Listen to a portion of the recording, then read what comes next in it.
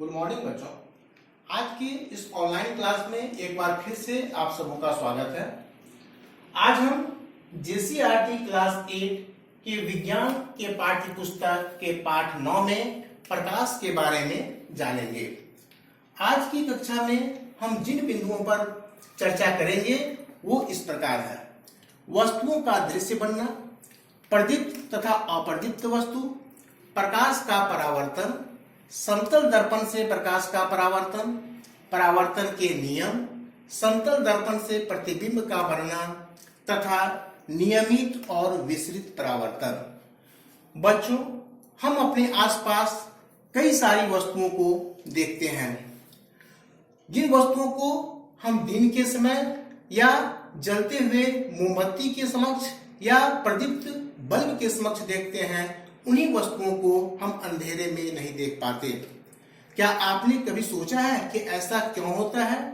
हम जिन वस्तुओं को दिन के समय या जलती हुई मोमबत्ती के समक्ष या प्रदीप्त बल्ब के समक्ष देख पाते हैं, उन्हीं वस्तुओं को हम अंधेरे में क्यों नहीं देख पाते?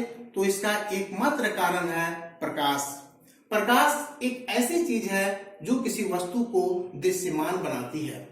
किसी भी वस्तु को देखने के लिए हमारे नेत्रों की दृष्टि और प्रकाश का होना अनिवार्य है।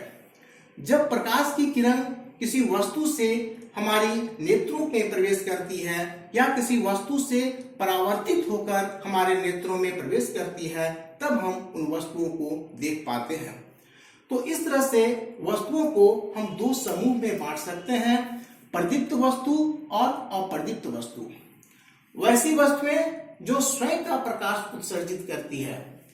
कुछ वस्तुएं ऐसी होती है जिनमें अपना स्वयं का प्रकाश होता है, जैसे सूर्य, तारे, जलती हुई मोमबत्ती, इनमें अपना स्वयं का प्रकाश होता है और ये अपने स्वयं के प्रकाश को उत्सर्जित करती है। ये प्रकाश की किरणें हमारे नेत्रों में प्रवेश करती हैं और तब हम इन वस्तुओं को देख पाते हैं। वहीं कुछ वस्तुएं ऐसी होती हैं जो स्वयं का प्रकाश उत्सर्जित नहीं करती। तो ऐसी वस्तुओं को हम तभी देख पाते हैं जब प्रदीप्त वस्तुओं से निकलने वाली प्रकाश की किरणें उन अप्रदीप्त वस्तुओं से परावर्तित होती है और परावर्तन के बाद हमारे नेत्रों में प्रवेश करती है। तो ऐसी वस्तुएं जो स्वयं का प्रकाश उत्सर्जित नहीं करती, उन्हें हम अप्रदीप्त वस्तु कहते हैं। जैसे लकड़ी, किताब, कलम, ये सब उत्सर्जित वस्तुएं हैं और हमारे चारों ओर जितनी भी वस्तुएं हैं उनमें अधिकांश वस्तुएं अप्रदीप्त है। अब हम जानेंगे प्रकाश का परावर्तन। तो अभी हमने बात की कि प्रदीप्त वस्तुओं में खुद का अपना स्वयं का प्रकाश होता है और स्वयं के प्रकाश के कारण हम उन वस्तुओं को देख पाते हैं, लेकिन अप्रदीप्त वस्तुओं में स्वयं का प्रकाश नहीं होता। ये प्रदीप्त वस्तुओं से निकलने वाली प्रकाश की किरणों को परावर्तित करते हैं। तो प्रकाश का किसी वस्तु की सतह से टकराने के बाद वापस लौटना प्रकाश का परावर्तन कहलाता है। किसी वस्तु पर जब प्रकाश की किरण पड़ती है तो पड़ने के बाद वह परावर्तित होती है, वापस लौटती है और प्रकाश की किरण का वस्तु की सतह से टकराने के बाद वापस लौटने की प्रक्रिया को हम प्रकाश का परावर्तन कहते हैं। प्रकाश की वो किरण जो परावर्तक सतह से टकराती है उसे हम आपतित किरण कहते हैं, जबकि टकराने के बाद वापस लौटने वाली प्रकाश की किरण को हम परावर्तित किरण कहते हैं। अब हम देखेंगे समतल दर्पण से प्रकाश का परावर्तन। तो इसे समझने के लिए हमने यहाँ पर एक समतल दर्पण MM1 की कल्पना की है। इसमें एक प्रकाश की किरण AO जो प्रकाश के स्रोत O से निकलकर दर्पण MM1 के बिंदु O पर आकर टकराती है।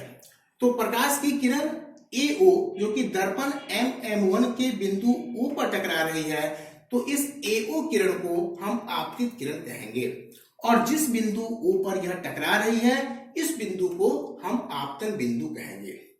प्रकाश की किरण आपतित किरण AO टकराने के बाद OB के रूप में वापस लौट रही है। इस लौटने वाले OB प्रकाश की किरण को हम परावर्तित किरण कहेंगे। अब आपतन बिंदु O पर हम एक अभिलंब ON खींचते हैं। आपतित किरण AO और आपतन बिंदु पर अभिलंब ON एन के बीच के कोण को हम आपतन कोण कहेंगे। आपतन कोण यानी एंगल ऑफ इंसिडेंस, और इसे हम आई से निरूपित करेंगे। इसी प्रकार परावर्तित किरण OB और आपतन बिंदु पर अभिलंब ON के बीच के कोण को हम परावर्तन कोण कहेंगे, एंगल ऑफ रिफ्लेक्शन, और इसे R के द्वारा निरूपित करेंगे। इस तरह से परावर्तन के दो नियम हैं, जैसा कि हम इस चित्र पर देख रहे हैं। आपतित किरण, परावर्तित किरण तथा आपतन बिंदु पर अभिलंब तीनों एक ही समतल पर होते हैं, और आपतन कोण और परावर्तन कोण हमेशा बराबर होता है। यानी हम कह सकते हैं कि आपतन कोण बराबर परावर्तन कोण, यानी angle I is equal to angle R। अब यहाँ पर हम पुनः देखेंगे समतल दर्पण से प्रतिबिंब का बनना। यहाँ हमने पुनः एक समतल दर्पण M1 के बारे में कल्पना की है। एक समतल दर्पण M1 को हम लेते हैं और इसके सामने एक प्रकाश का स्रोत O को रखते हैं। अब प्रकाश के स्रोत O से दो आपतित किरण पर हम विचार करते हैं। एक आपतित किरण OA है और दूसरा आपतित किरण OC है। इस दर्पण M1 से टकराने के बाद आपतित किरण OA परावर्तित होकर AB के रूप में निकल जाती है, जबकि दूसरी आपतित किरण OC परावर्तन के बाद CD के रूप में निकल जाती है। हम यहाँ पर देखते हैं कि हमें दो परावर्तित किरण AB और CD मिल रही है, जो कि दर्पण के सामने कहीं, अगर हम इसको आगे भी बढ़ा दें तो कहीं यह नहीं मिल रही है। लेकिन इसी को यदि हम दर्पण के पीछे बढ़ाएं तो यह एक बिंदु I पर मिल रही है। तो इस तरह से I प्रकाश के स्रोत O का एक प्रतिबिंब हमें प्राप्त होता है। अगर हम AB और CD परावर्तित किरण के बीच में नेत्र से देखें तो हम यह देखेंगे कि यह परावर्तित दोनों किरणें जो है वह बिंदु I से आती हुई प्रतीत हो रही है। चूंकि हम जान रहे हैं कि वास्तविक रूप से बिंदु I से दोनों परावर्तित किरण नहीं आ रही है, बल्कि हमें प्रतीत हो रहा है कि यह I से आ रही है, इसलिए I प्रकाश स्रोत O का आभासी प्रतिबिंब है। तो इस तरह से समतल दर्पण से बनने वाले प्रतिबिंब की कुछ विशेषताएं हैं कि समतल दर्पण से बनने वाला प्रतिबिंब आभासी होता है। दूसरा, समतल दर्पण से बनने वाला प्रतिबिंब दर्पण के पीछे बनता है। दूसरा, दर्पण से वस्तु की दूरी तथा दर्पण से प्रतिबिंब की दूरी दोनों बराबर होता है। वस्तु के आकार और प्रतिबिंब के आकार में समानता होती है।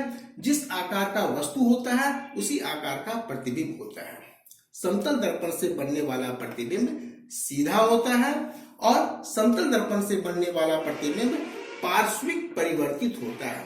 पार्श्विक का मतलब क्या होता है? यदि हम दर्पण के सामने खड़े हो जाएं और अपने बाएं हाथ को ऊपर करें तो दर्पण में बनने वाला जो हमारा प्रतिबिंब है वह अपने दाएं हाथ को ऊपर करता है, यानी बाएं का दाएं के रूप में बदल जाना और दाएं का बाएं के रूप में बदल जाना, यही पार्श्विक परिवर्तन कहलाता है। अब आगे हम देखेंगे नियमित तथा विसरित परावर्तन क्या है। तो नियमित परावर्तन में यदि परावर्तक सतह समतल है और चिकनी है और उस पर आपतित किरण समानांतर आ रही है, तो परावर्तन के बाद हम देखेंगे कि परावर्तित किरण भी समानांतर निकल जाती है। ऐसा तभी होता है जब परावर्तक सतह समतल और चिकना होता है। तो इस तरह के परावर्तन को हम नियमित परावर्तन कहते हैं। इसमें आपतित किरण जो कि समानांतर आती है, परावर्तन के बाद भी समानांतर निकल जाती है। दूसरी ओर यदि परावर्तक सतह समतल और चिकनी नहीं है, परावर्तक सतह यदि असमतल और खुरदरा है, तो इस पर आपतित किरण यदि समानांतर आ रही है तो परावर्तन के बाद वह समानांतर नहीं रह जाती है।